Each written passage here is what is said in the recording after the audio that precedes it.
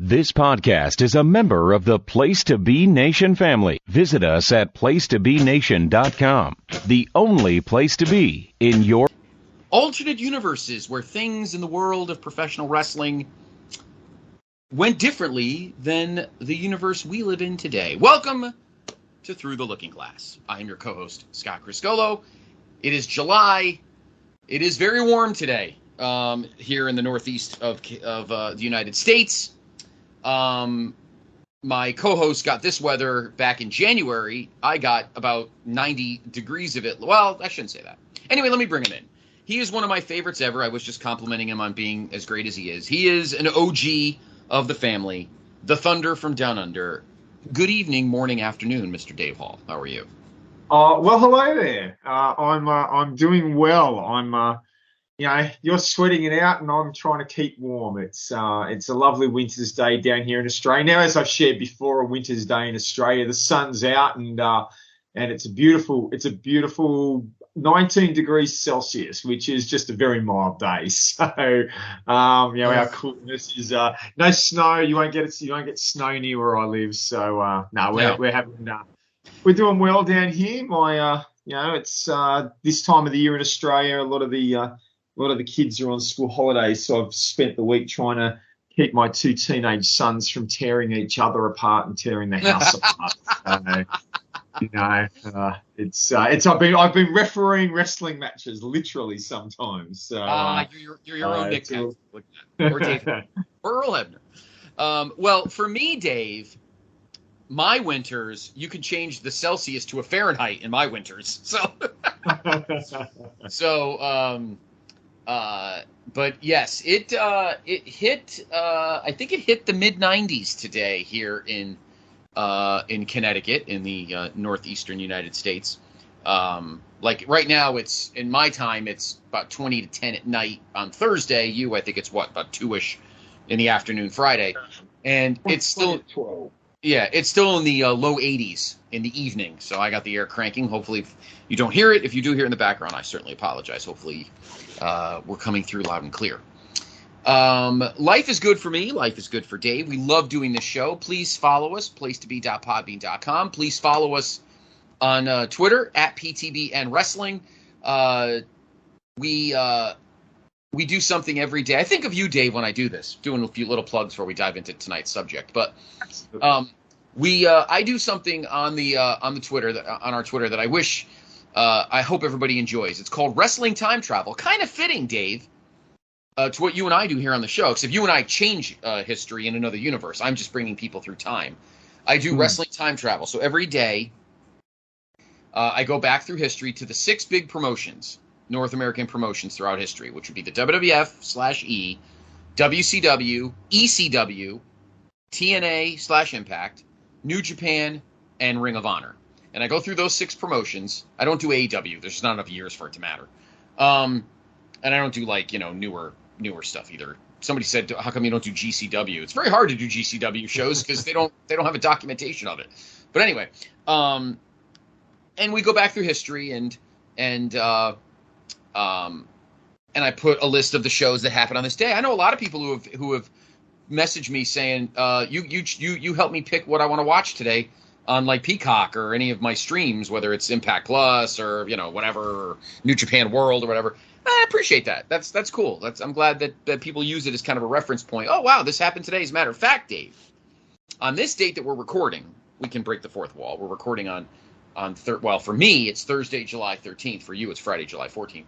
But on this date, July 13th, was Bash at the Beach 1997, which is fitting because it's around that timetable of history that is our subject this evening. That's right. And so there were some other shows. Actually, there were no WWE shows on this date, July 13th. It was, what was it? It was there was a Heatwave 96. I think it was Bash at the Beach 97.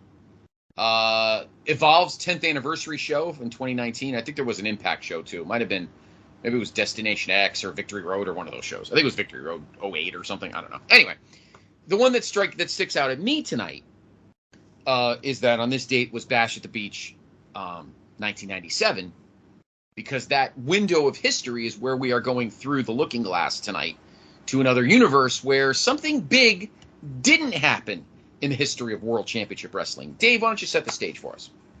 Well, it is interesting that today's date is the 97 Bash at the Beach, because I'd like to take us back 1 year. It's actually, I was working it out today, it's 27 years since Bash at the Beach 96. Yes. And Bash at the Beach 96 really is, I think, a turning point in the landscape of professional wrestling, like worldwide. It really, the events of Bash at the Beach 96 really transitioned the industry. It took the WCW in a whole new direction, which we will talk about shortly. And the ramifications of that, I think, directly led to Vince McMahon changing his approach to the WWF, which led to the development of Austin and Mankind Rock. And so, right. So I think if you didn't have Bash at the Beach 96,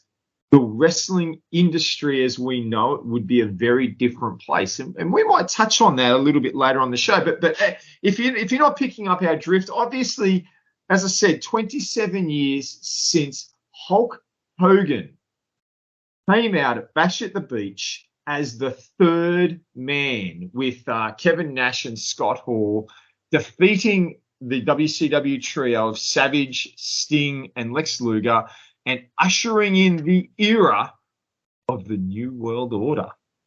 A massive, massive time period, massive change. I remember, as I've shared multiple times, we didn't get WCW programming on our televisions at that point in 96. I had been completely reliant on the Aptomags for my WCW knowledge for many years. But 96 was the blossoming, the real, I think I see 95, 96 as the real advent of the internet age, the internet wrestling age, being that you could jump online, you could get up to the minute, go to websites and read, within an hour of the show, read the reviews of the shows. And so I remember jumping online and following these events in the lead up to Bash at the Beach 96. A couple of the websites I would read, I would be following these events. I remember when Nash and Hall first turned up at, I had seen that they had left WWF at the time, and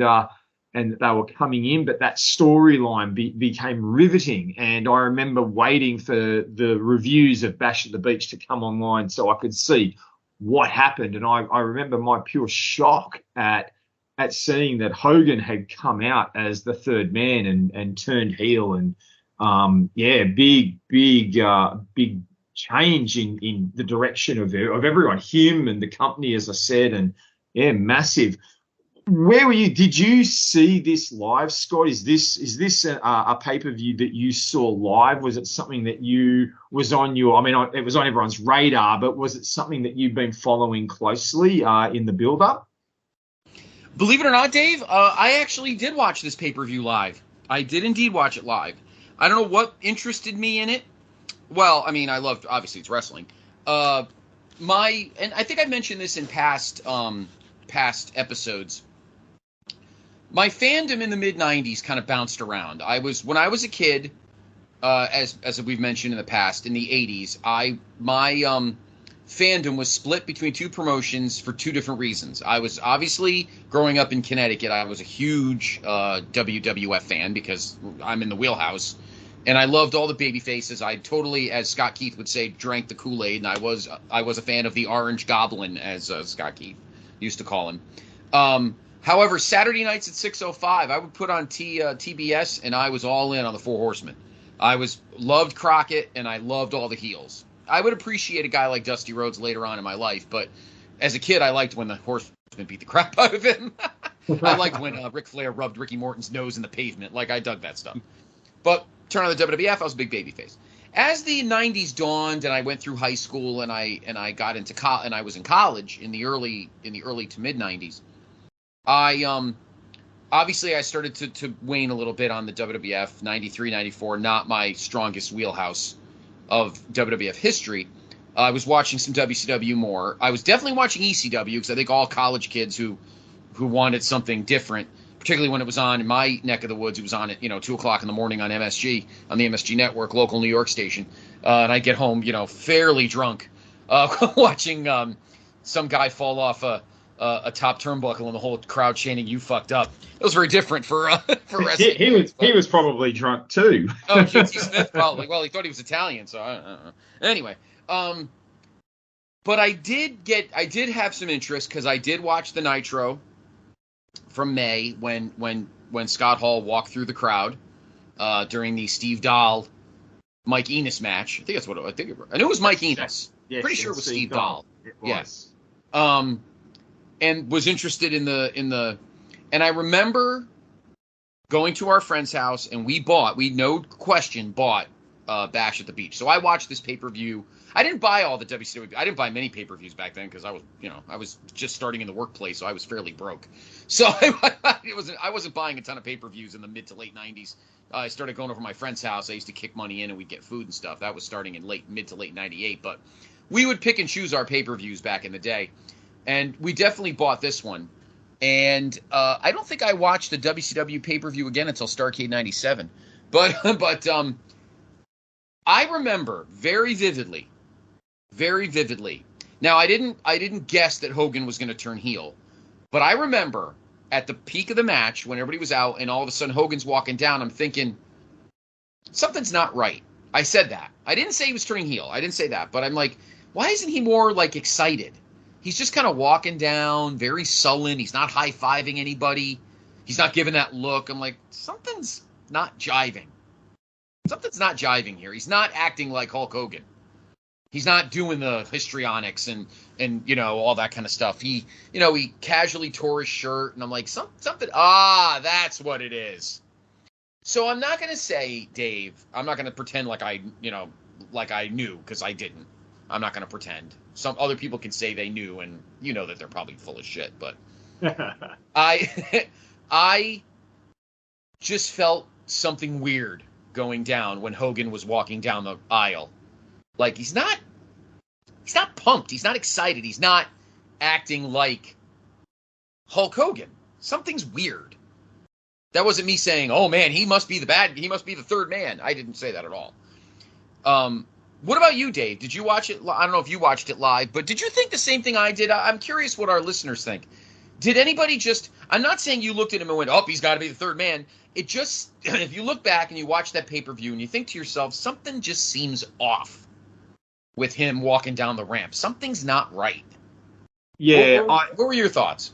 As I said, we didn't get it live. We didn't get the coverage. I fanned everything out online on internet sites. But I know watching. I know, and so when I've seen the match, and I've seen the match a few times and watched the pay-per-view, I've always obviously had that color. I knew what was going to happen. So, but I can see where you're coming from, because he comes out with the look, the different look in his face, in his eyes. It was certainly not. I mean, I've just been, for the Cronoso podcast over on the North South Connection, tuning in every fortnight, bunch of different people covering different matches, and we're moving through, the chronological history of the World Wrestling Federation pay-per-views and TV specials.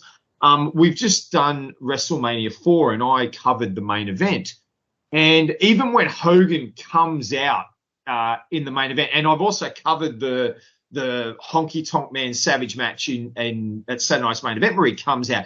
In each of those occasions, the way he comes to the ring to make the save for Savage or to back Savage up, he's got that bright-eyed look to his face, like, I'm coming to the rescue, and he's looking around at the crowd, and he's huffing and puffing the way Hogan does when he's psyching himself up. And he didn't come out that way at Bash at the Beach. He definitely came out in a different manner, with a different mindset. And obviously, while he didn't necessarily know, because he wasn't on the booking committee, but then you've got Bobby the Heenan's classic gaffe of, which side is he on, which just didn't help anything. No, on that's true. commentary. That is very true, though. Dusty trying to cover really quickly, going, "What are you talking about?" But I mean, it didn't help. But yeah, it's his demeanor coming out to the ring wasn't the classic Hogan coming out to make the save. So it's certainly if you knew what you were looking for, you were paying close attention, you would have seen at that point you would have seen where it was going. And look, the reality is in wrestling, how often does someone else need to come to the ring when especially when the good guys, like how often does a good guy come to back up other good guys when the match is still going and they have a numerical advantage? That was always the other thing that bothered me. It's not like it was like 2-on-1 and Nash and Hall just doing a beat down on one guy. It was the numbers were still in WCW's favor. So it just there are little elements of it, but look, the reality is it was. I don't think anyone would have predicted that was going to happen 5 minutes before he came out. No, I don't think so either. And that's one of the things we're going to discuss tonight, because obviously what would happen is we would get one of the greatest, factions of all time in the New World Order, the coolest T-shirt, great music, obviously beaten into the ground, and, would ultimately lead to the demise. I think the faction as a whole and some of the things at the end would ultimately lead to the demise of WCW. But tonight we're gonna go through the looking glass, down another portal to another universe where two things. Number one, if not Hulk Hogan, then who?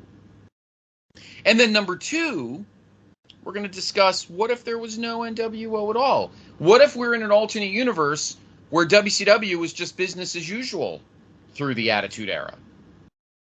Because now that I think about it, Dave, the more we talk, the more the ripple effect is.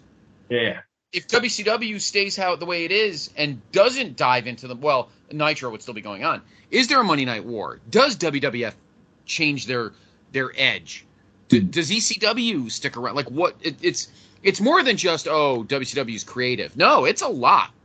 Yeah. And we're really going to jump into that tonight. So where would you like to? We got a big smorgasbord here. So we do. Let's have a look. Let's hit it from the start. Like we said, Hogan is the third man. We all know that. But what if it was someone else? We know that Bischoff is on record. He developed this angle, was really keen for it. Great way to utilize Hall and Nash and their role and their presence. And so building to Bash at the Beach, it was who is going to be the third man. And there were rumors running rampant through the industry at the time, through the websites, through fan pages and stuff like that of who might be the third man. And I just thought we might touch on a few of those rumors and consider whether they would have worked as the third man, and if they did come in, what that might have quickly looked like. And I think the first place to start is we'll touch on the big name that was being put out there that I remember that was out of contract, or his contract was certainly nearly up, is Bret Hart. He'd obviously not competed in WWF since WrestleMania that year. He was in contract renegotiations. Whether or not his contract was actually up at the point of Bash at the Beach, or whether that's all, we don't all know that. But Bret Hart was certainly a name that was being thrown around as third man. And I don't think there's any wrestling fan from that time that wouldn't have heard that or thought that. Would Bret Hart have been of value? Would he have worked as the third man? What are your thoughts? So, would Bret Hart have worked as a third man? No. And the reason I say that is there had to be a certain level of charisma to carry that role on television for as long as it did. And unfortunately, that was not Bret Hart's strong suit. Being the best. Now, unless Hall and Nash were the ones doing the talking. Now, here's an interesting dynamic. Bret Hart could be the third man, but if he is Kevin Nash the ringleader? Is he the mouthpiece? Because clearly he and Scott Hall were much better promo cutters than Bret Hart was.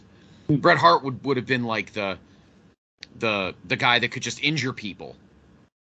I think if Bret Hart was the third man, I think the nWo would have been a different group. I don't think they would have been called the nWo. They would have been called something else, and I don't think they would have had the global effect, particularly in mainstream, that Hogan turning heel. People knew who Bret was, but Bret had only been a heel. Bret had been a heel in his career in mainstream wrestling television and during the beginning of the Federation era. You know, he was a heel till what, 88, I guess, for a good 4 years. You know, he and Jim Neidhart, the Anvil, were the Hart Foundation, and they were bad guys. They won the world title. They won their tag titles. They held the tag belts throughout a decent hunk of 1987 as heels. So it would not have been something totally fresh. However, maybe to a new audience, it would have been a little fresh. Having said that, I think the dynamic would have been a little different, and I think maybe Kevin Nash would have been more of the mouthpiece of the nWo, or whatever this faction would have been called, than Bret. Bret being the third man is cool because he could cut promos saying, just because I'm here doesn't mean that, just because I left WWF doesn't mean I actually like being here. You're just the only ones left that were dumb enough to pay, that fell for my ploy of being paid, or yabba yabba yabba, or you know. I just feel like Bret would not have had that sachet of a personality to be the leader. Now, could he have been the third man? Yes. But would he have been the face of the faction? No. I think the face of the faction would probably have been Kevin Nash. So Bret being the third man is fine, but he would not have been the mouthpiece because that's just not his strongest suit, and I don't think he would have been able to put it over as good as a Kevin Nash would have. What do you think? It's an interesting some interesting thoughts you've put out there. I'm not sure I completely agree, and I say that because if you look at what Bret Hart did 12 months later with the Hart Foundation, I think he demonstrated there that he had the ability to talk people into the ring, to put across the concepts and to be an effective heel leader on the microphone. I think it all comes down to presentation. And I think if Bret Hart came in as the third man, number one, it keeps I think it works because it keeps the concept of elite players in the WWF. You had Nash, you had Hall, and in comes Bret Hart, the former world champion. So in a playing field concept, he fits that elite level. He's seen as a top tier guy, and in ring at that point without peer. And so I can really picture him being the guy that they leaned on from an in-ring perspective, with WCW being that more in-ring product. And I had been to that point. I certainly, though, I think I agree with you that they would have relied more on Nash and Hall to be the mouthpieces, and I could almost picture Bret being the focal point from a wrestling standpoint. I agree with you on that. I agree with you on that totally. Nash and Hall almost talking for, almost Bret just sort of standing behind them, almost using them as shields. You know, like, I don't need to talk. I'm the best. They can talk for me. They're going to protect me. It creates a different dynamic, and I could picture, you know, if they did bring Bret in, I think they would have had to have put him in as the guy who takes the title. I can picture him beating the Giant, but beating him with, you know, at the next pay-per-view, but beating him with the help of Hall and Nash, like almost a 3-on-1, and Bret takes it. And then from there, it's Nash and Hall doing the talking. We'll take on anyone, we'll take on everyone, and Brett just standing there, title over his shoulder, throwing in a couple of 2 cents here and there, but really letting the charisma of Hall and Nash stand out, and Brett, being the guy having these matches against the Stings and the Lugers and the Ric Flairs and the lesser tier guys, even Randy Savage. We get some of those matches that we would have loved to have seen. I think it would have worked, but I do agree that I don't know that it would have had the same mainstream impact. I think Brett doesn't carry the mainstream appeal that Hogan definitely did, and Nash and Hall didn't carry that mainstream appeal. They were getting WWE fans looking, but the mainstream media, they caught on to Hogan as the man, as this long-term face of wrestling that had done the switch. So I think Brett would have worked. I think they would have it would have forced a different approach from an in-ring perspective. And I think Brett would have used Nash and Hall more like I said, as shields and as protectors for him. It very much, you're getting that old school, almost that Horseman dynamic when Flair in the late 80s, we talked about the Horseman before, would use Tully and Arm, would come in and make the save and lay a beat down on, and matches would end in DQ. I could see that happening with Hart in the role. But I think, at least from an industry perspective, it would have been accepted. I don't think it would have been looked down upon. I think it would have got some WWF fans going, oh my goodness, Brett's there now too. So I've got Diesel, I've got Razor, and I've got Brett. Why wouldn't I want to watch them take over the company? And I think they would have kept that concept of they're coming in to take over. It certainly would have. Yeah, to my mind, it's feasible. I don't think it's as big. I don't think it's as solid, but it's certainly plausible. And how he gets used following on from that has a lot of play on the outcome of the angle. But I don't think it would have lasted as long either. I think eventually, it wouldn't have had the longevity that it did. Right. So, yeah, that's my thoughts. That's my thoughts on. I like the concept of Brett hiding behind the two big dudes. I like that thought. I don't know. I mean, I love Brett. Don't get me wrong, and I don't want this being this is not a Bret Hart bashing. So I don't want anyone to feel I am, because I love Brett. But the mainstream thing would have been hard. I don't think he had that sachet that Hogan did to be able to cross over to the mainstream. And I think that was a big part of what Bischoff wanted as part of the NWO and to get WCW mainstream, because that was ultimately what was battling with the WWF was the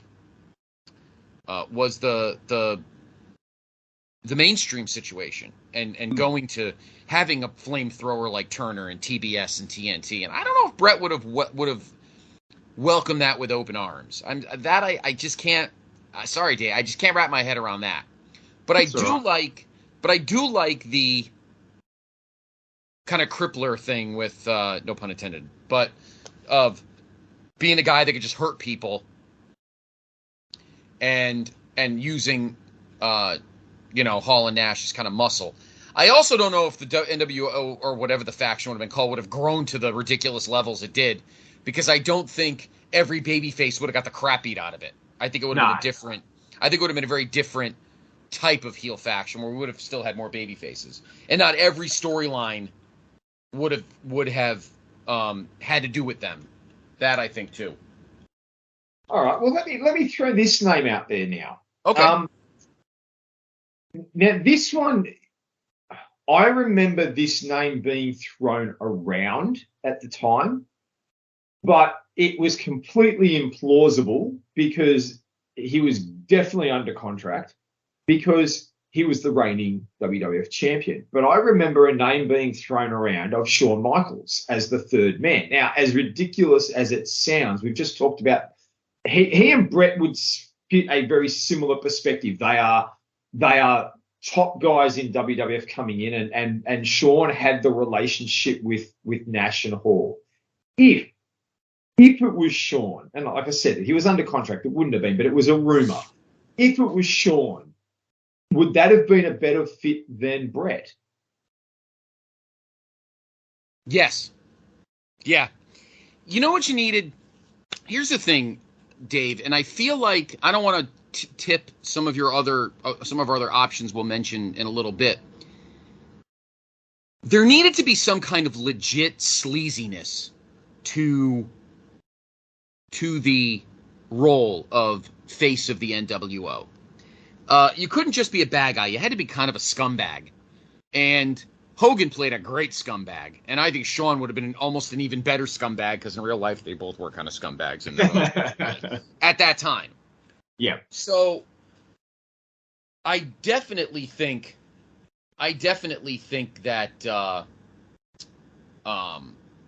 Shawn would have been a great choice for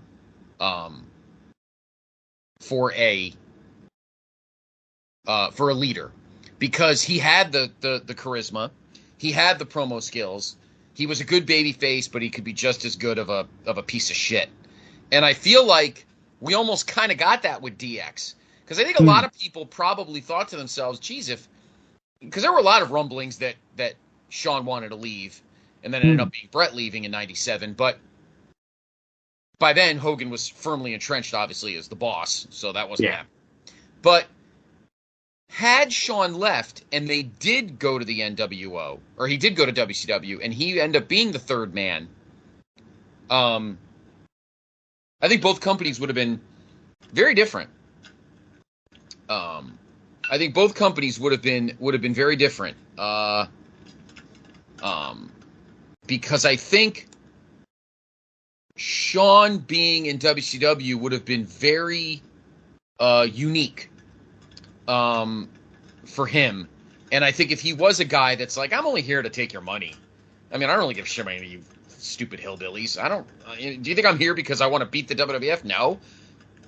I just want to make a lot of money, and then I'm going to go back there because, they're better than you. So, like, I think that I still think the war between the two companies would have been would have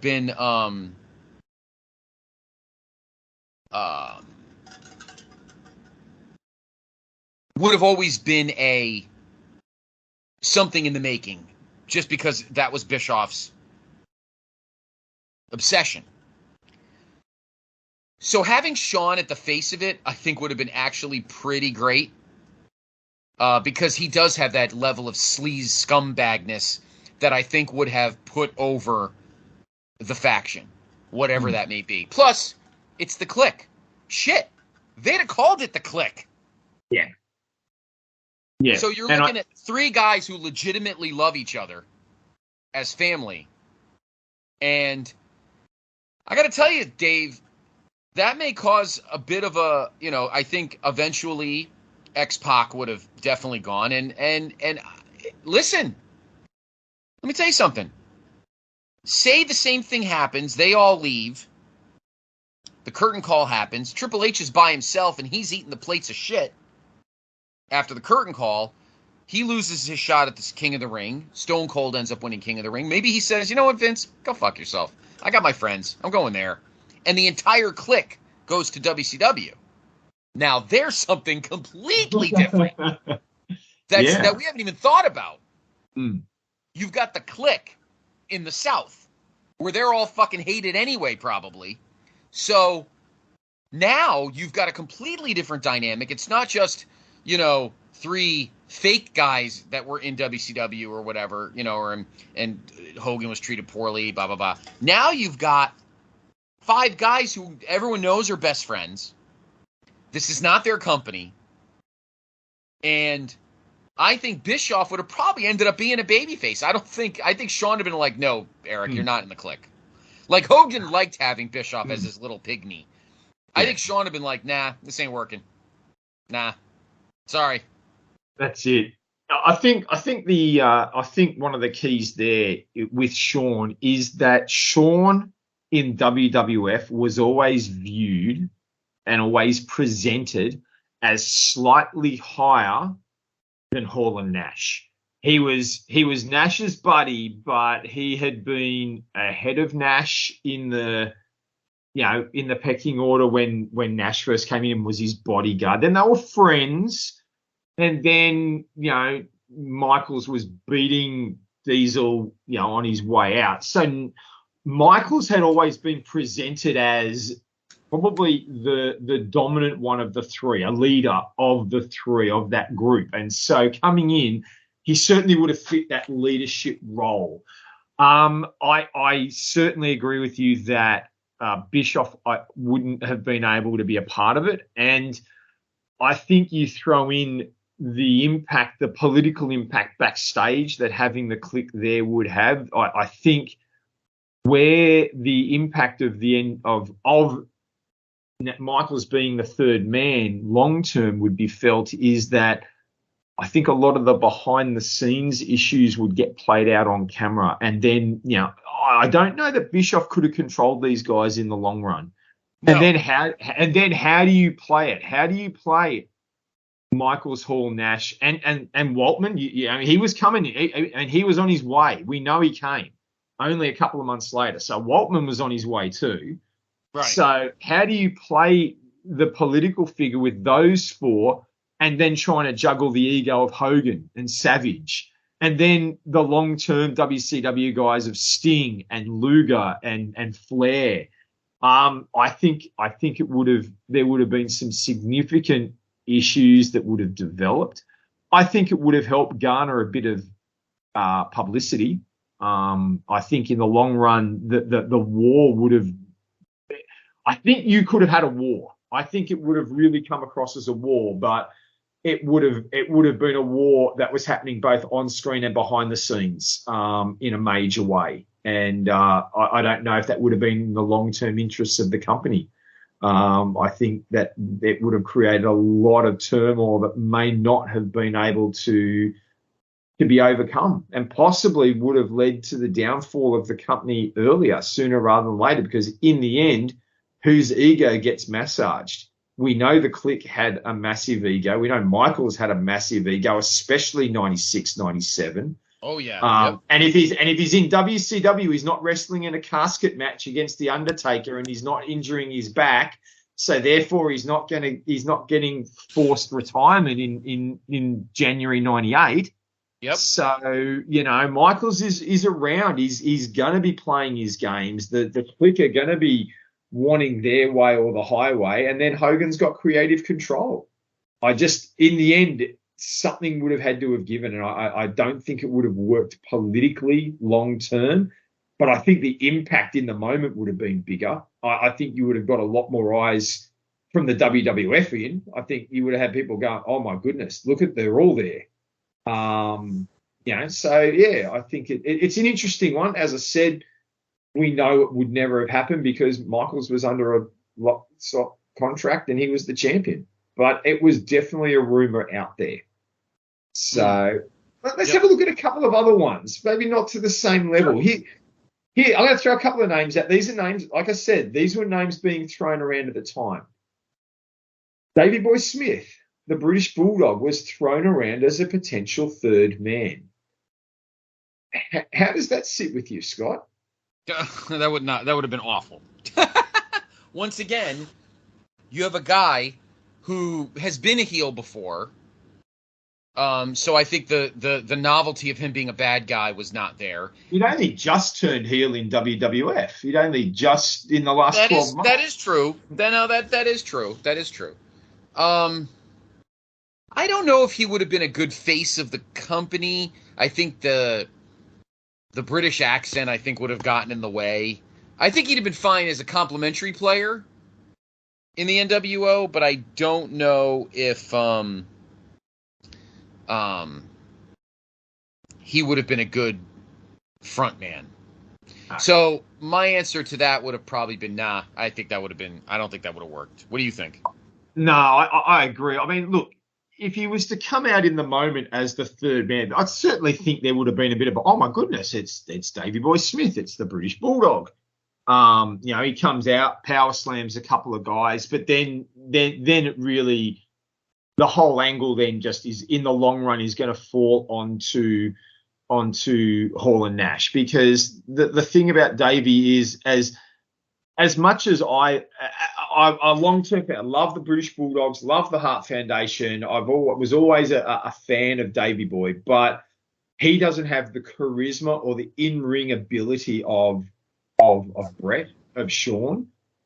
He definitely doesn't have the charisma and mic skills that Hogan had.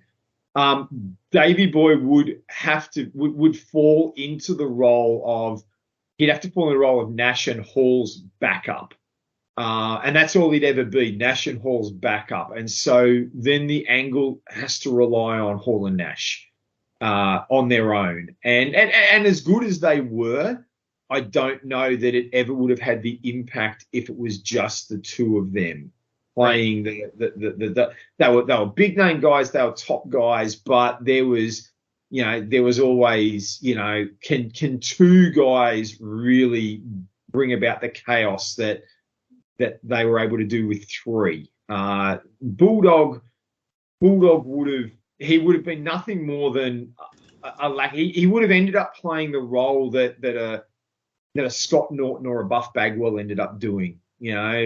Comes into the ring, does matches, but you're not going to give him the mic to try and talk it in. It doesn't have the name power or the name value to. I think in the moment would have certainly caught everyone's attention, but long term it wouldn't have worked. What do you do with him once he's the third man? Where do you go from there?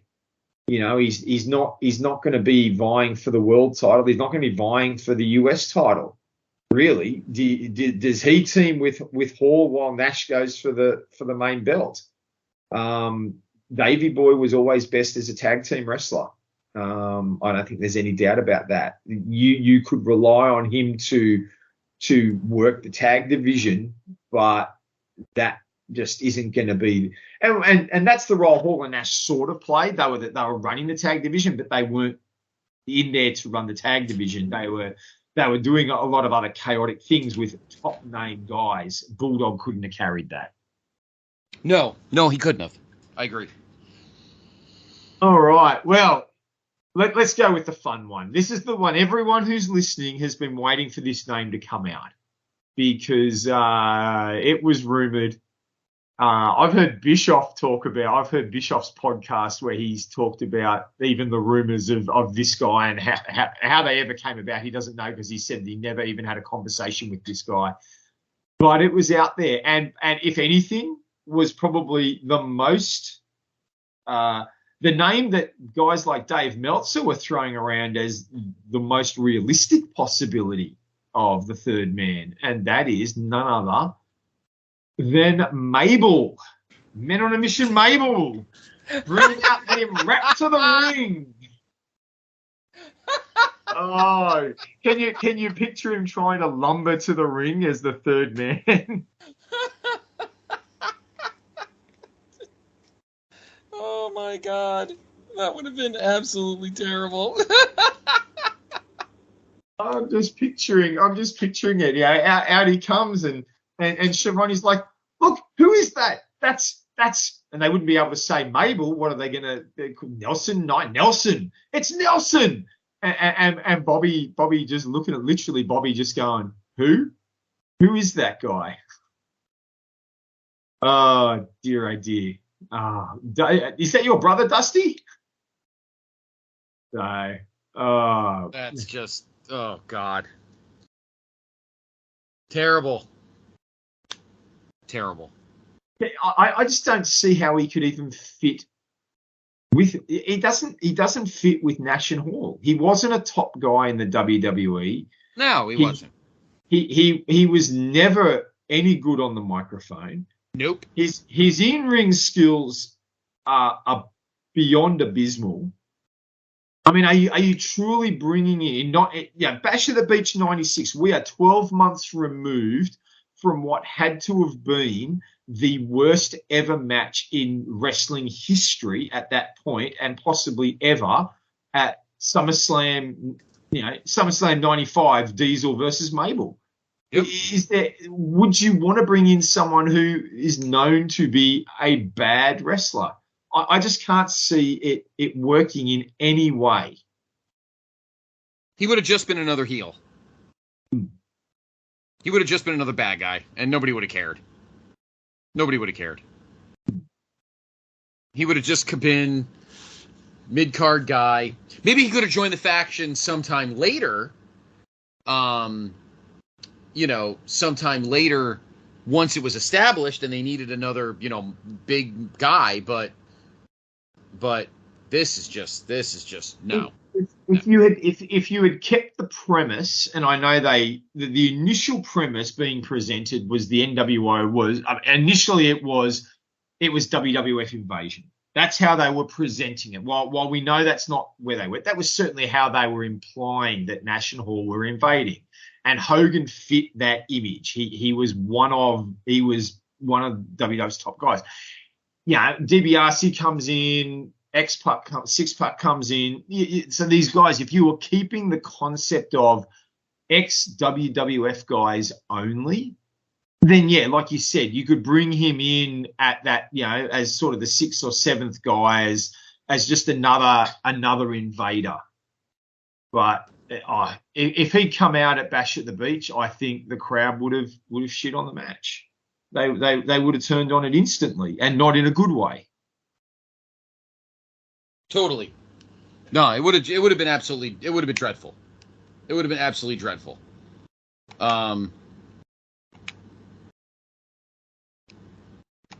Yeah. No, I'm trying to figure it out, but it would have been pretty terrible. I mean, I don't think there's really no reason for us to be able to sugarcoat it, Dave. It would have been terrible. And he would end up just being mid-card fodder, and the whole thing would have just been the drizzling shits. it's just pretty much what it would have come down to. So. All right. Well, let's go down the other path then. Let's go down the path of what has become well known as the backup. Eric Bischoff's backup to Hulk Hogan. If Hogan balked, if Hogan decided he wasn't going to do it, it is well known that Bischoff had already spoken to Sting as his backup, as the guy that would turn if Hogan didn't. How would that have worked? Would that have been a viable? No. Let me tell you, I'm going to reword this question, because I honestly think it would be viable. He was the top face of WCW. It would have had an impact. How do you see it playing out if it had been Sting? How do you see it playing out?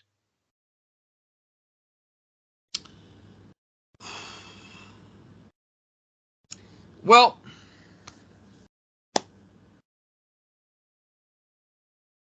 let me think. Because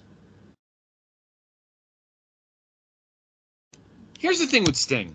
God, I wish Nate Milton was here. Sting is very good at a lot of things, and Sting can cut some really good promos. And the one thing that Sting had that even Hulk Hogan didn't have is that he was the face of that company. He was to WCW what pretty much like The Undertaker was to the WWF. Immovable. This was his company. So,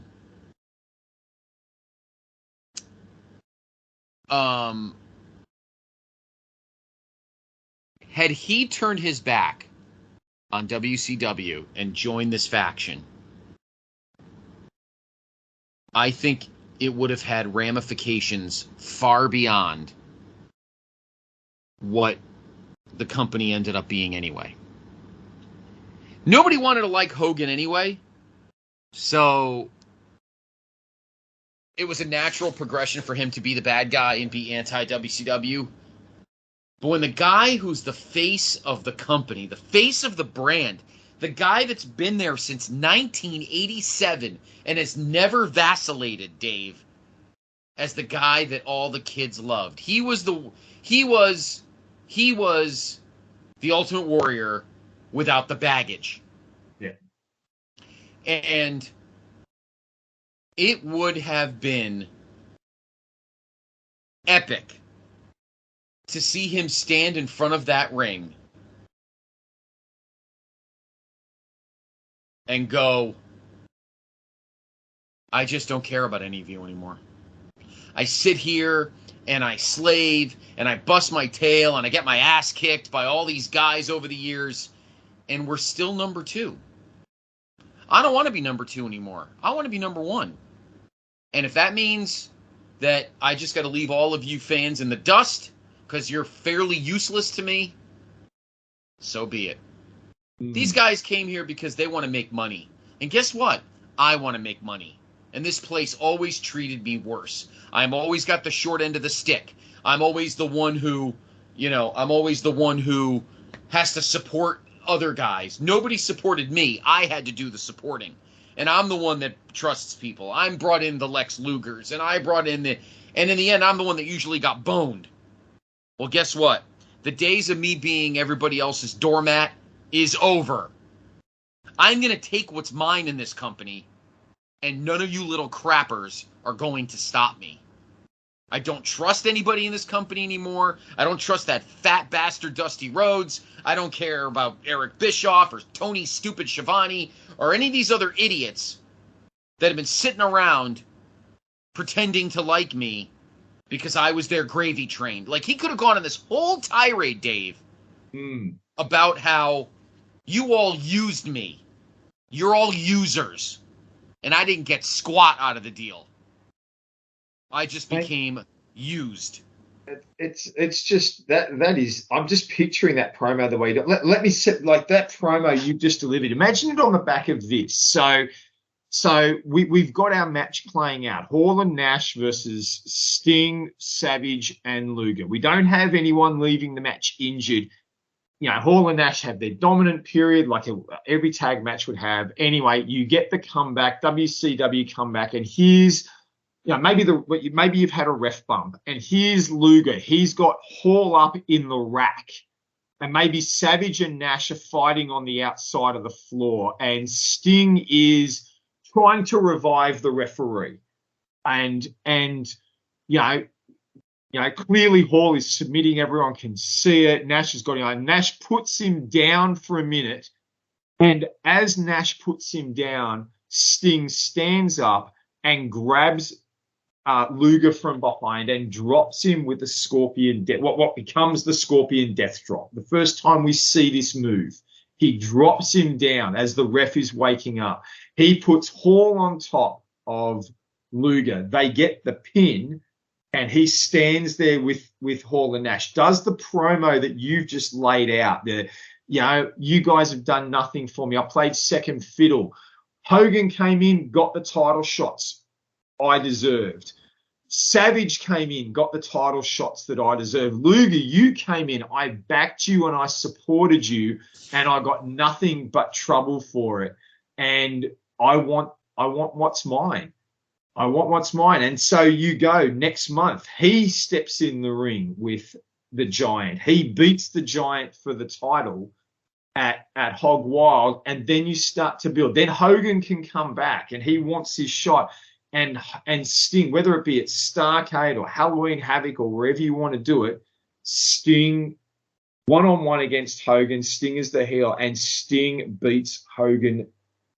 I was going to say clean. We don't want it clean because he's a heel, but he needs to get the win. And Sting is continually being pushed. And again, you could utilize Hall and Nash as the mouthpieces, and DiBiase comes in, he's the money man, and all Sting ever has to do is these little things, I'm the number one guy, and the world, this company revolves around me now, or even better, I'm working for this company now, the nWo. They have got my back. This is about me and getting me everything I deserve in this business and in this industry, and no one is going to stop me. And he runs rampant for months and months. And then, whether you do it as Hogan, and maybe you don't do Hogan straight away. Maybe you hold off, and Hogan becomes the savior, or heaven forbid, Hogan becomes the long-term savior of WCW, or whether it be that we wait until we've built up Goldberg.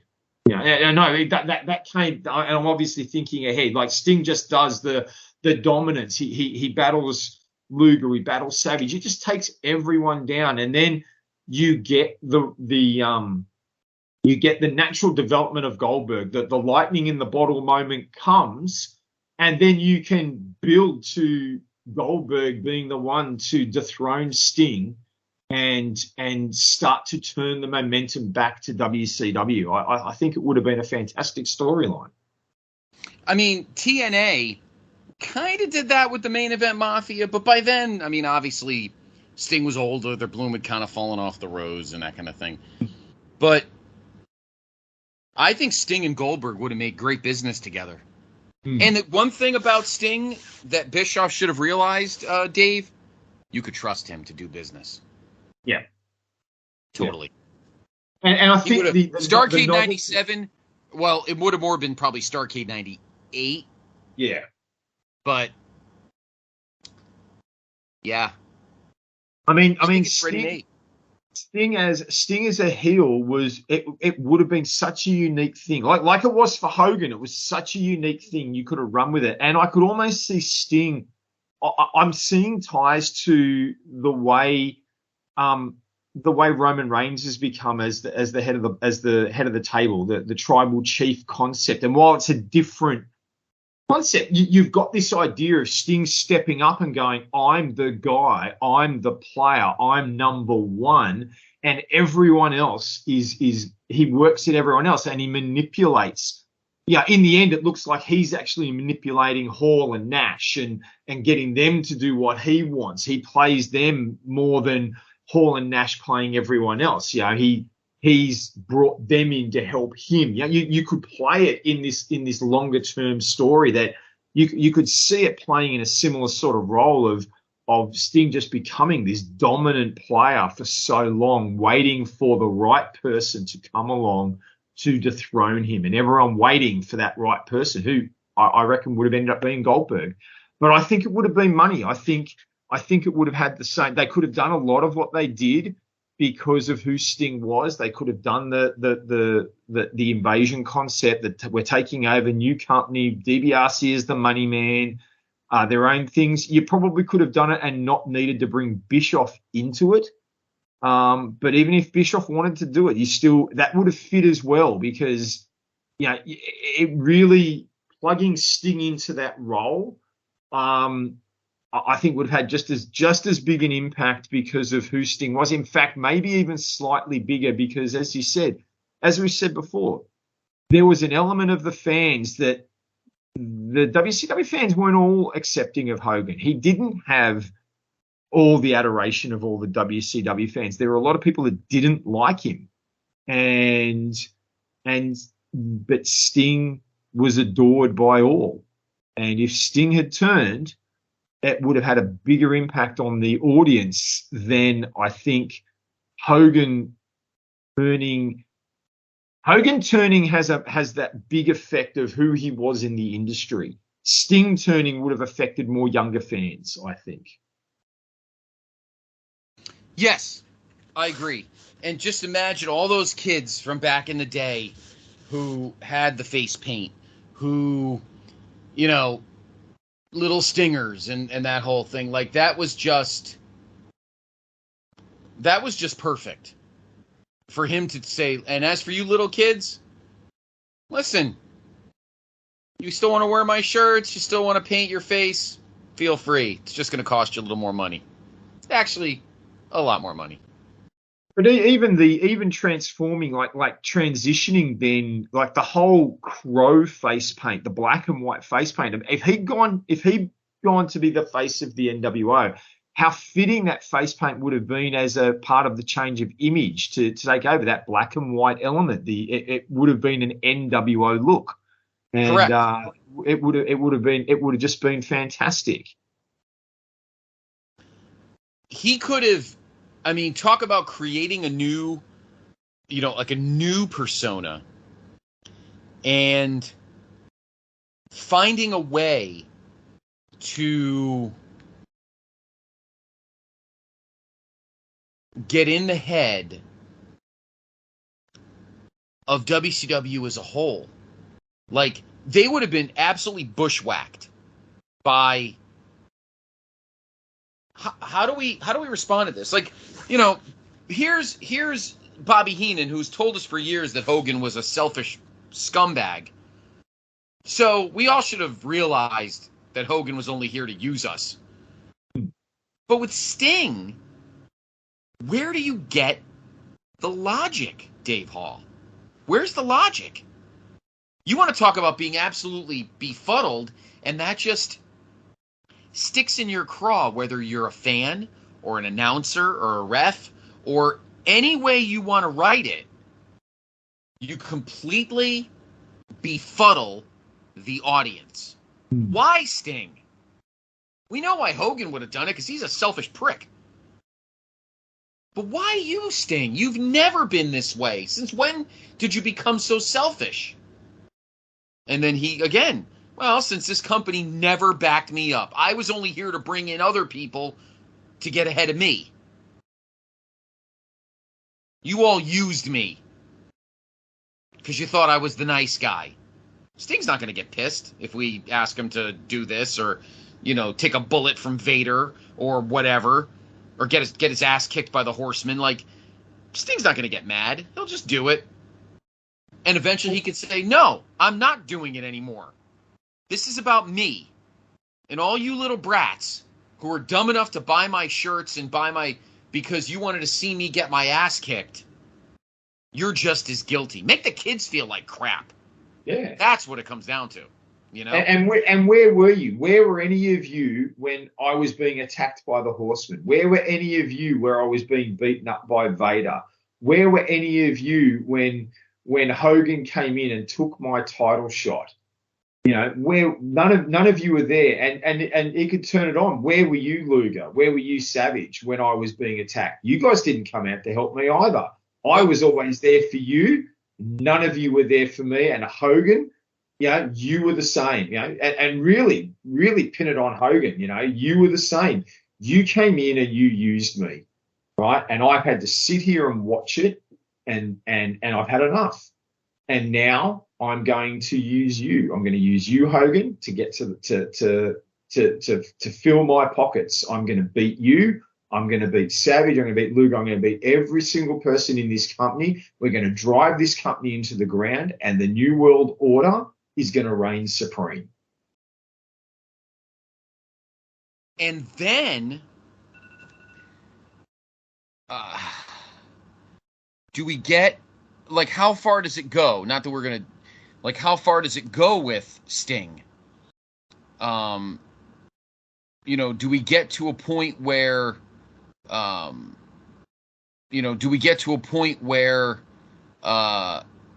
Sting eventually gets,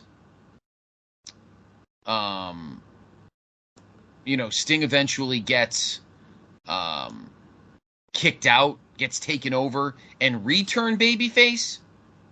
That's interesting.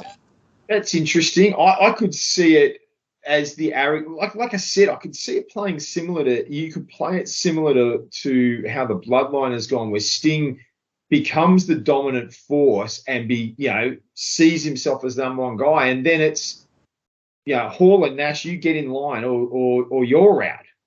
And he boots them out of the NWO and maybe has a match with them and beats them, and then you're waiting for someone to come along to beat him, and like whether it be Goldberg or someone comes in, or whether it be DDP or someone homegrown, or it would have to be homegrown, I think, rises up, beats Sting, takes the title from him, and I think at that point Sting would need to go away for a little while. Once that storyline's played out, once he's beaten and vanquished, he would need to go away for a little while, and then allow him to then he may, maybe he can come back. Then the crowd are yearning for him. We want to see Sting back. When's Sting going to come back? And he could come back in as to help an old friend in a War Games scenario, or he could come back in as maybe the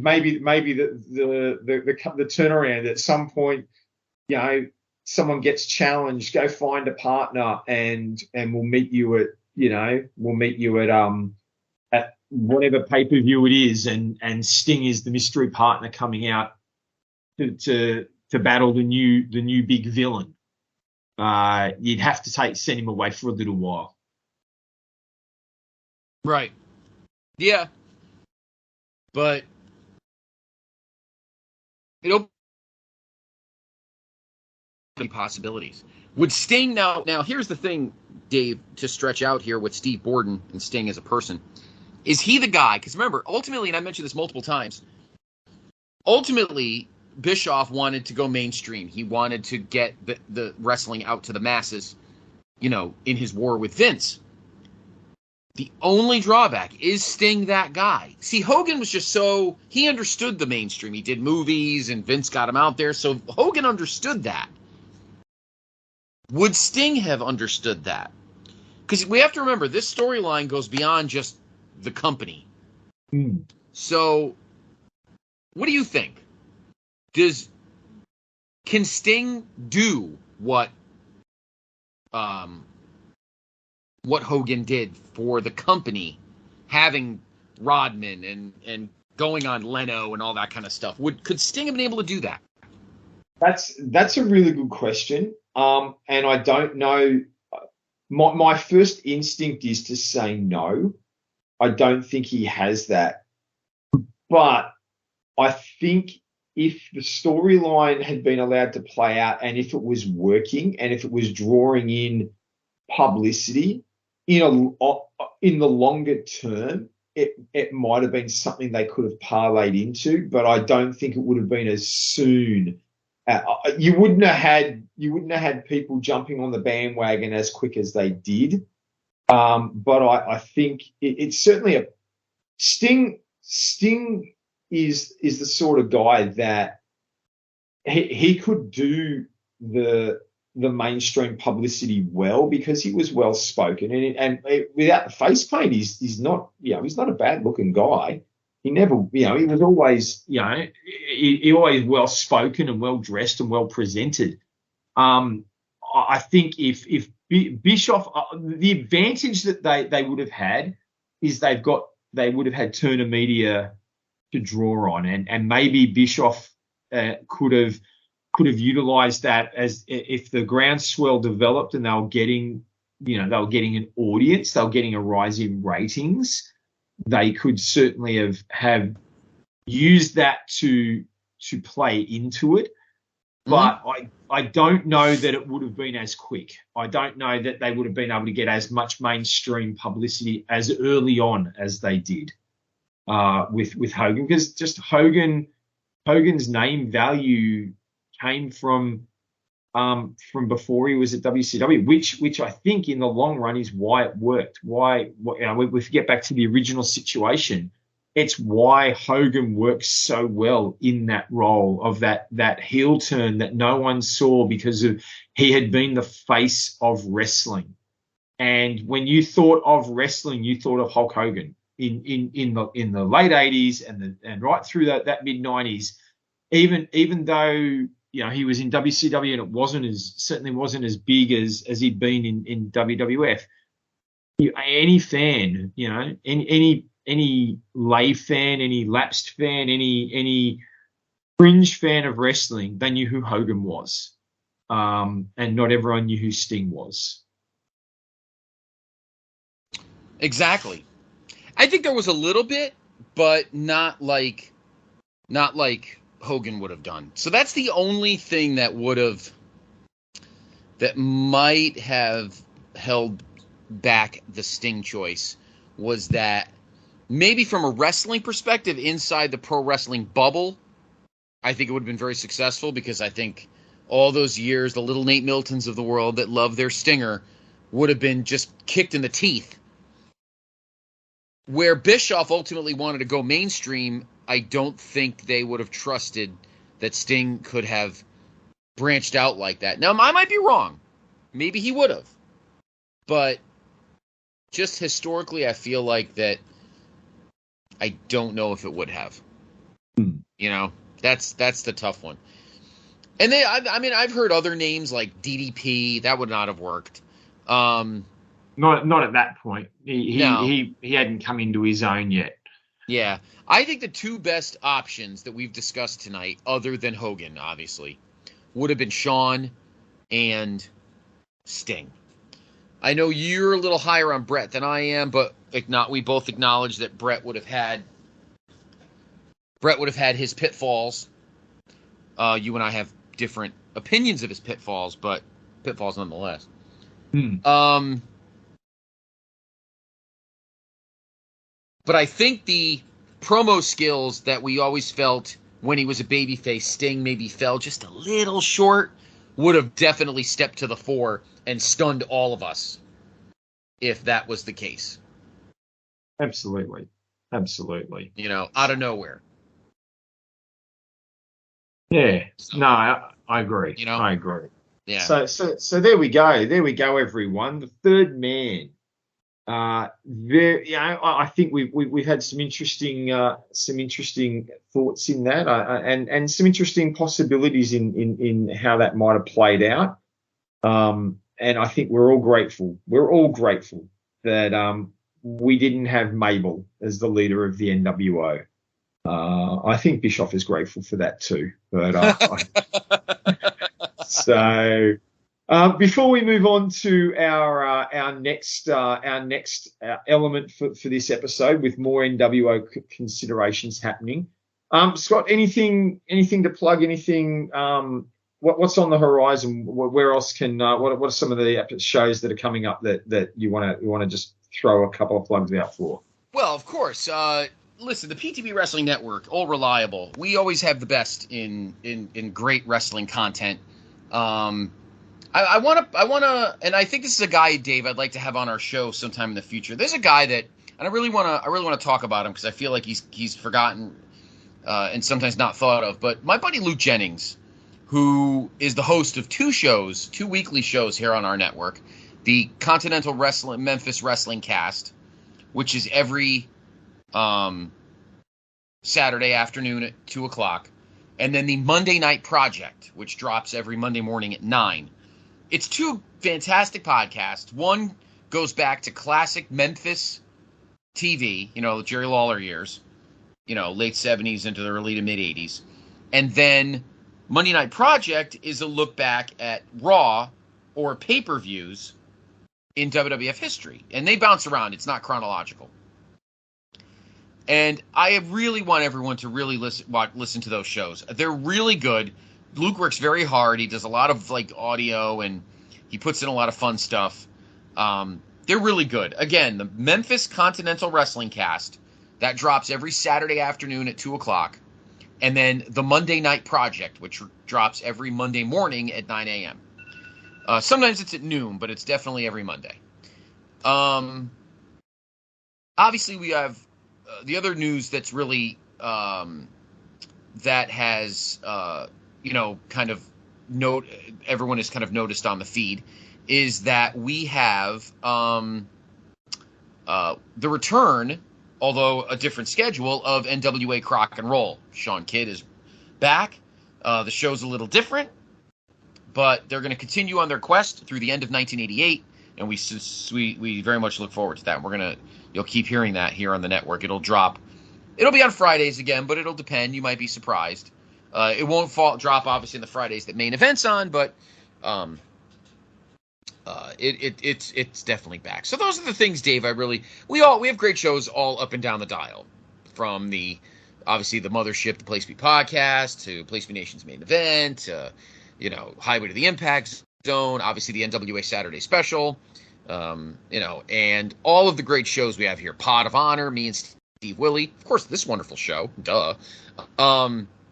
And all the great stuff we have here. But I really wanted to take a minute, Dave, to mention my guy Luke Jennings, who hosts the Memphis Continental Wrestling Cast and the Monday Night Project. Two really good podcasts that I really wish everyone would listen to. They're quick listens. I mean, he doesn't do long shows. I mean, they're weekly, so they range between like 45 minutes and maybe an hour and 5 minutes. About the length. If you're a fan if you listen to the NWA Saturday Special every week, same length. It's not a long pod. It goes between 45 minutes and like an hour and 5 minutes. And they're really good. And again, please follow us on Twitter, at PTBN Wrestling. Again, I have a lot of fun with the time travel, and obviously you can get the pods through the feed. So, through the Twitter feed. So those are some of the things I wanted to bring up. Anything, Dave, you want to throw out there before we move on? I think you've covered all the key ones. I already plugged earlier on Chronoso, which was monthly and is now fortnightly. So that's over on the North South Connection Network. So check that out. That's moved to fortnightly now. So that's exciting. We've got a great episode coming up very shortly. We've got it'll be a Saturday night's main event and a bit of an overview of some television and house show happenings in mid '88 in the build to both WrestleFest and SummerSlam. So that's all on the horizon. But check all that out. So, but no, it's all good. There's a lot of good stuff. You can check everything out. There's something for every level of fandom, every type of every company, every era. There's something for you. So find what you like and listen to what you want. We encourage you to listen to as much as you can. So yes, I agree. All righty. Well, let's just shift directions now before we finish up today. And you mentioned it earlier on in the show, and we want to look at something that's probably never been. I don't normally hear it talked about and considered. And when you threw out this idea, I thought it was a fantastic thought. We said at the start of the show what an impact the creation of the nWo had on WCW, the heel turn of Hulk Hogan, the shifting direction, and the impact it had on the industry as a whole. But what things have looked like primarily in WCW, where would things have gone? What might things have looked like if the nWo wasn't created? If Hulk Hogan didn't turn heel? If there was no nWo? And I preface that because as Scott will share in a moment, there is certainly something we need to understand was going to happen regardless. So what might the landscape of WCW had looked like if the nWo was not formed? So Scott, tell us a little bit about what you're thinking, and obviously the as we said, there's something that was going to happen regardless. So just talk us through that and get us started.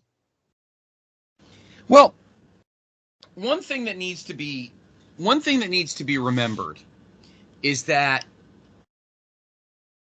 Kevin Nash and Scott Hall were going to WCW regardless. One thing has nothing to do with the other. There was no concept of the nWo when they left to go to WCW in May of '96. They were leaving the WWF because they wanted more money and less work, and they got both. They weren't told, hey, if you leave Vince and come to me, you're going to get pitched the greatest faction storyline. You guys are going to become. That's not what it was. It was, hey, we need your star power. What do you want? I want to work less and get paid more. All right, that's fine. That's what it was all about. The NWO stuff came later. So I think that had they just done that, what probably would have happened was, I think you would have seen. We'll start with WCW first, and then it ripples. But I think you would have seen a Kevin Nash Hulk Hogan feud, where Hulk Hogan would have probably stayed the babyface, and Nash would have been like, "So I just came from the WWF, and I saved that company from you because you're a piece of crap, and I was a world champion for a year because I was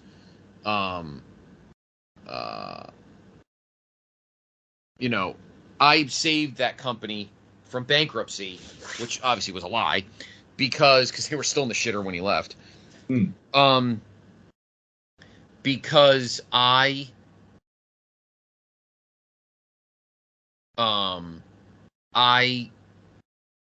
was a bigger star than you.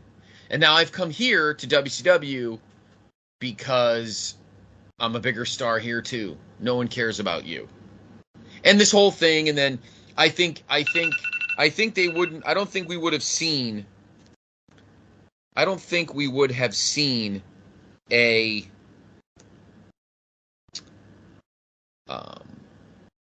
I don't know if we would have seen Piper or any of that happen at the tail end of '96. No. I don't know. That would have been interesting. The whole storyline with like the Horsemen and Flair and Savage, and Flair spending Savage's money and all that, like that storyline was dumb. And the Giant was the world champion. Let's not forget that. Well, I picture Nash and Hall, whether they come in as a unit, whether they just come in individually. I picture the starting point probably being gunning for the title. I think they're going to gun for the title first, and whether Nash, and I say Nash probably because he came in as the slightly bigger player, and can match up a little bit more with Giant, whether Nash takes the title from Giant or not to set up this angle. Like he could, I picture it, he takes the title from Giant, and then Hogan makes his return, and what you get then, what you just said, I'm bigger than you. I won the belt there. I've come here. I won the belt here. I'm bigger than you. I'm people care about me. They don't care about you anymore. And then, and then you can move that direction that you were going, a Nash versus Hogan battle for the title. But does it just play out the way the rest of the history of WCW had been playing before? Does it just result in another Hogan tepid babyface world championship run?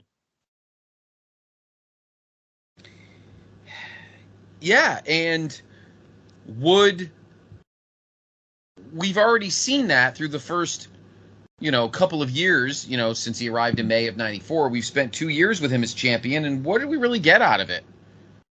Some average title matches, and some really bad matches, and just I feel like maybe the mid card would have grown a bit. I think if there wasn't this giant heel faction that everybody wanted to join because they were kicking the crap out of everybody, that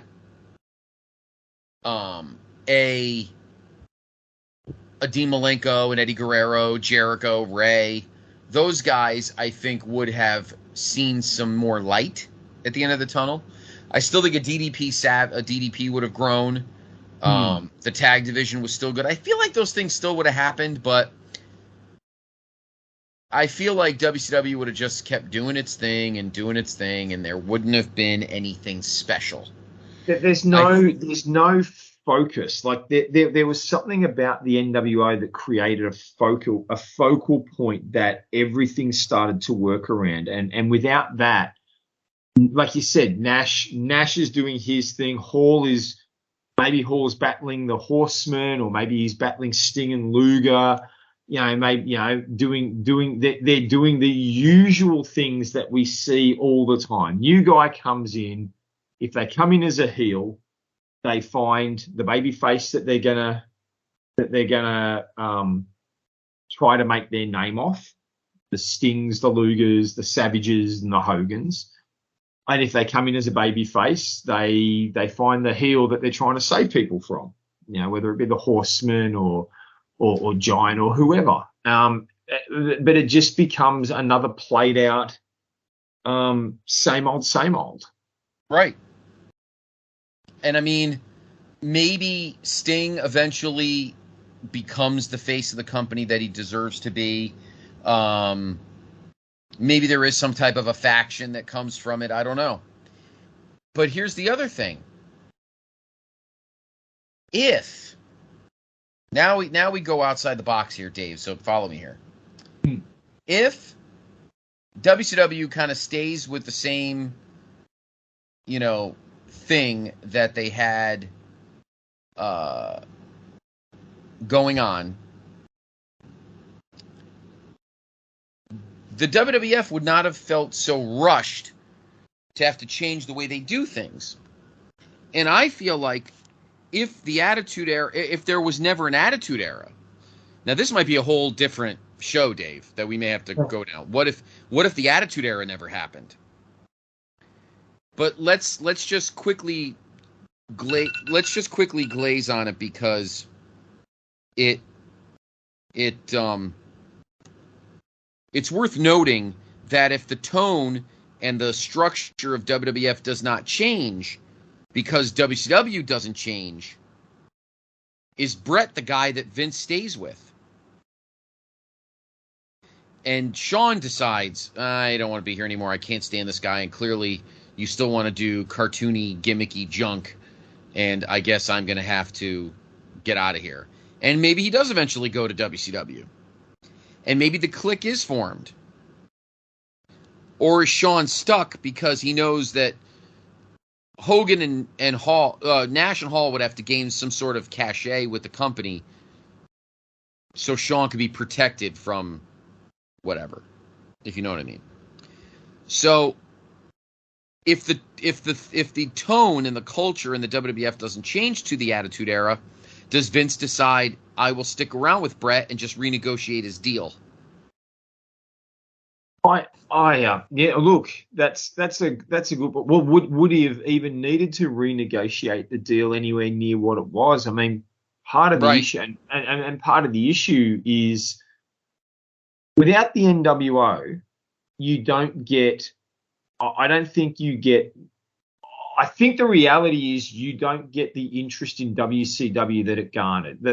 It's clear and obvious that the NWO resulted in a growth in viewers, and it led to a growth in attendance at events. Prior to that, they were treading water, and if you listen to shows like is it the War Zone over on North South Connections, JT and Chad sort of reviewing that, they're going through that time period prior to the arrival of Hall and Nash and the build to where they went with the NWO. The company was just, what they were putting on wasn't enticing. It wasn't great television. They changed the television presentation a little bit by putting on marquee matches on television, and WWF had countered their programming accordingly. But how long could they have maintained what they did? How many times can you see Sting meet Flair? Even bringing in Hall and Nash, there's two new players who are going to get TV time. If they're coming in as just two guys, like I said, does one come in? Nash maybe comes in as a heel, Hall maybe comes in as a baby face. So they've got one of each, so that they can battle different sides of the roster. But how often do you just keep working through those same matches over and over again? And are you going to get the interest in the pay-per-view? Pay-per-views to make them worth buying. The flow-on effect is, without that burgeoning interest in WCW, do people want to leave WWF? Bret Hart's contract runs out, but is there any world where a jump to WCW is viable enough that it forces Vince to have to offer a contract that he, comes to later say he couldn't afford? And if it hadn't been for the rise of Austin, it wouldn't have been possible. He had to get out of the contract. I think that, without the pressure of the nWo, I think Vince continues with what always worked for him. The gimmicks, the guys getting their moment. Yeah, he may have still had issues with Shawn and Bret. That may have very well have happened, but do they get where they're going? The only potential turnabout that WWF had was Steve Austin's rise. I don't think you can put down to the nWo necessarily. And I say that because it all sort of happened around the same time period. The, King of the Ring and King of the Ring 96 and Bash at the Beach 96, they're almost contemporary shows. Right. Hall and Nash had showed up, and there was some, this is different. But you hadn't had the third man yet, and the development of the nWo, and then you've got over in WWF, Austin cut that promo, and that promo went a long way to changing things for him. I think that Austin's career trajectory may very well have followed a similar line, but does either company ever hit the heights that they did without the growth of the nWo? It was they go hand in hand, and it's something that it's very hard to picture a world without them. It is so hard to picture either company without the impact of what the nWo brought. I think Vince just stuck with what he knows, because I think without the nWo, WCW don't move into the number one position long term. They might have battles back and forth, and then it just comes down to what creative does. And the Austin build may have just allowed Vince to go, I don't need to change. I can just keep doing what I was doing. And so does it ever really reach the heights that it would? I don't know. And if the WWF doesn't change, what happens like in 97? Maybe to continue seeing it expand here, then we see maybe ECW gain an even bigger following. And maybe, I don't know about WCW, because Bischoff fucking hated Paul Heyman, but maybe Vince keeps kind of funding them a little scratch, almost make it like a second entity, and maybe they run bigger shows, and maybe ECW lasts a little longer. I think maybe they both last. And and for those that are new to the show, welcome. I meant to do that in the beginning. We did do an episode about what would happen if WCW didn't go out of business. So that's kind of a good piggyback with this episode. So when this episode's finished, check them all out. But that one specific, because it kind of goes in line with what we're talking about tonight. Does it ripple if there's no nWo? If WCW kind of stays in its same path, does WCW and the WWF just kind of make money and kind of go along, and maybe there's more hopping back and forth, and I don't know. Well, therein lies the question. Do they make money? Because WCW had never made money. Nope. Bischoff is on record as saying it was only in 97 where they turned a profit for the first time, when he was in charge. I mean, WCW had not been making money. They had, and if you look where things were in May 97, before Nash and Hall come in, who's at the top of the card? Hogan and Savage, who've been there for a couple of years now, Luger, Sting, the Steiners, Ric Flair, guys who've been in the company since the 80s. the late 80s. You've got this roster that hadn't really changed a lot over the years. And so, you're just getting, you've got the old school WCW guys who've been there for years. And then you've got Hogan and his crew that have come in 94. And, so this old WWF look to it. And they've just been mixing and matching together for a couple of years. And it really wasn't garnering any interest. There'd be no desire. Why would anyone want to jump to that? You might go there to make a little bit of money, but, would the Turner company, and there's a question for another day, would they have kept, if WCW didn't start making money in 97, would they have lasted as long as they did? Would they have hit the point where those executives that were trying to kill WCW year after year, would they have got their way for the fact that it's not generating money? It's not making it worth their while.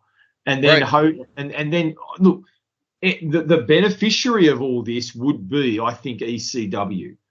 ECW, I think, continuing on their path, just that underground movement, that third tier. If NWO doesn't happen, you don't get I don't think you get the balloon payments that come with it. I don't think you get the boom for WWF and WCW that results in them needing to fork out more and more money. The beneficiary of that is ECW, who don't have to raise their contracts to try and match or to try and keep anyone.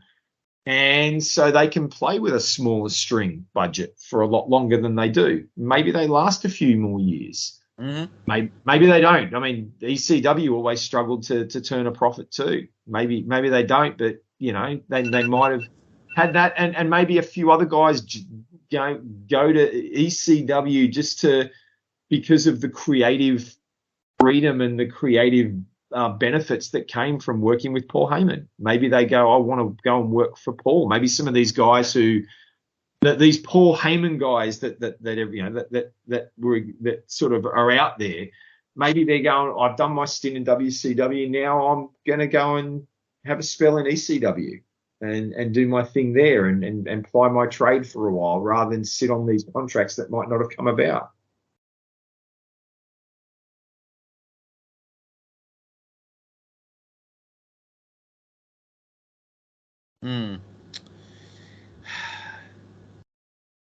My mute was, for some reason, not working there. Sorry about that. I was talking for a few minutes. I'm like, why isn't anybody... Oh, wait a minute.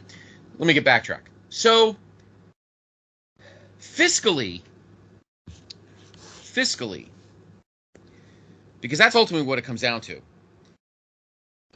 WCW made a ton of money on sponsorships and such.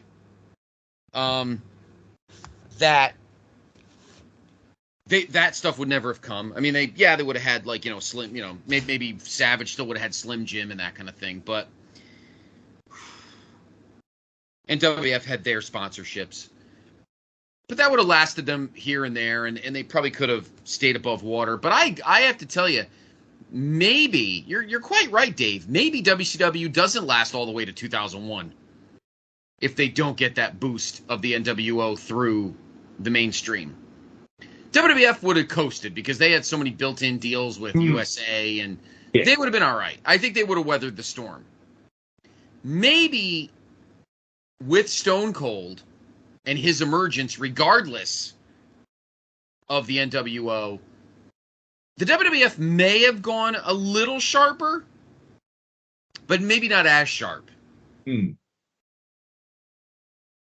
Let's think about that for a second. Not to go off the path, but Stone Cold was already emerging as a presence in the company. Yes. And obviously the way he acted, even in 96, was very different than any other creative character in WWF. So even without the NWO kind of battling him in that department, I still think the WWF would have had a minor, for lack of a better term, attitude change. But I don't think they would have gone so far over the deep end that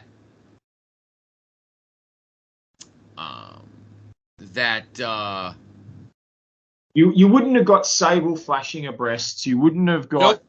you Nope. wouldn't have got DX crotch chopping. You wouldn't have had any of that. I think you would have had a couple of characters that mimicked Austin, but Austin would have been a unique character, unique in the business, and probably that's what was so appealing to him for fans when he first when that promo happened at King of the Ring. He wasn't appealing. He was a unique character. Now, Right. as the nWo developed, you had this comparison. You've got Hall and Nash, and Hogan was a bit over the top, but Hall and Nash were playing that very, sort of that cutting edge character, and Austin was playing a cutting edge character, and I think that allowed the like we said, the growth in WCW, and they played off each other. I think without that happening on the other side, you've still got this cutting edge character in Austin, and he would have. I think he still would have grown. He would have garnered some attention, and it would have brought about maybe a couple of extra cutting edge characters. Vince going, "Oh, it worked there. Why don't we try that with this guy or that with that guy?" May very well still got the Hart Foundation concept and bad guys in Canada and good guys elsewhere. But in the long run, those storylines play out, and then you go back to what you know. And I think that's where the difference lay, is that Vince would have utilized it and developed it. Austin probably still becomes a key player, but then a lot of the rest of the company falls into what is Vince's bread and butter. So and the basic storytelling that had worked for him for generations.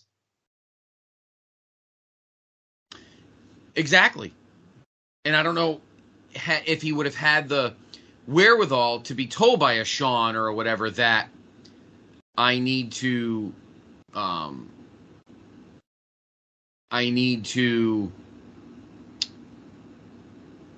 expand the tone of the company and do the things I'm scared to do. I don't think Vince was big about flashing boobs and all that kind of stuff. No. Everybody seems to think that. I don't think he did at all. Now, well, he was lucky. The talk was that when Michaels first did a couple of the build up to the creation of DX, that the chops and the questionable interviews, McMahon was not happy with him. Vince would pull him aside and tell him off, and he didn't want that. So. Right. Yeah. And without the nWo, I think the development of the nWo allowed Vince to be maybe more tolerant towards it because he saw it working elsewhere, and it could work. But if that's not happening elsewhere, Vince is probably just going to go, "You can't say that. You can't do that." Yeah, and I think this is a good topic. I think this might be a good topic for a future episode. We flip the switch and go, what if there's no Attitude Era? What if Vince keeps things very tame? I'm not saying we go back to Doink or, or Duke the Dumpster. I'm not saying that. Because I do think Stone Cold would give the company a bit of an edge, and I think the company would have still had to evolve, but would it have gone at a much slower pace? I think that's the question. But again, that's another topic for another day. So think about it, everybody. Think about the global ramifications of no nWo. How far does WCW go without that mainstream scratch?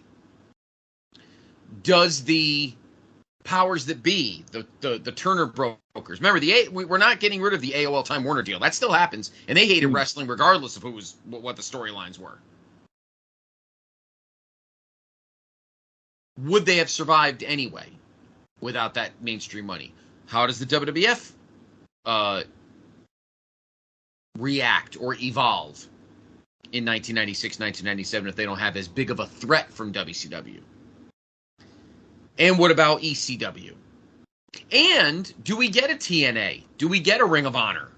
Do they even happen? See, everyone thinks, nWo, the WCW would just keep doing its thing and that's fine. No, folks, the ramifications of not having the nWo go far beyond just WCW. Think about that. And down the line, I think Dave and I will have multiple. We'll do multiple episodes of the ripple effect of this, because there's more to go on this, Dave. But we'd be here till straight through August if we kept going down there. We'll be here to July next year. Exactly. Yes, exactly. We would last as long as WCW ended up being. So, folks, I hope you enjoyed this episode. This was very mind-bending. One of the more mind-bending episodes Dave and I have had. Think about it. No nWo. Or, what if Sting is calling the shots? Is it more emotional? Is it more raw nerves for the fans than an interloper like Hogan? Think about that. We hope you enjoyed this episode. Dave, where can everyone find you? Yeah, as always, just you can reach out to me through Facebook. You can find me lurking the various pages, Dave Hall. Feel free to send me a PM, and I'd love to touch base, chat about what's going on, and reach out to us through the various Facebook posts for the show, and love to hear your comments and your feedback. What about you, Scott? Where can people find you? Well, of course, you can find my personal Twitter, which is at Scott C. Podfather, which at Scott C. Podfather. Yes, I almost forgot it. But particularly, please follow the brand at PTBN Wrestling. We don't have a Threads yet. I don't know if I'm going to do a Threads. We'll see. A Threads is an extension of Instagram, and we don't really do much of an Instagram presence, so we'll have to wait and see. But whether you love Elon Musk or not, follow the Twitter brand at PTBN Wrestling, because we do so much there. We do the wrestling time travel. We do the we post the pods. I occasionally do polls. We have a good time over there. So, of course, almost every day, we're posting something new. Again, I implore you to listen to Luke Jennings' 2 shows here on the network feed. The Memphis Continental Wrestling Cast, that drops every Saturday afternoon at 2 o'clock. And the Monday Night Project, which drops every Monday morning at 9 a.m., although occasionally it'll drop at noon if there's no episode of the Place to Be podcast. But it drops on Mondays. Just remember that. So have a wonderful rest of your July, everybody. Dave and I will be back in August. Maybe we'll do the Best of Road Wild. No. Obviously, that is, of course, SummerSlam month. So we did a fun SummerSlam themed episode a year ago. Check that out. And maybe we'll think of something different. Who knows? Anyway, for Dave, I am Scott. Thank you for joining us on this journey, and we will see you in August through the Looking Glass.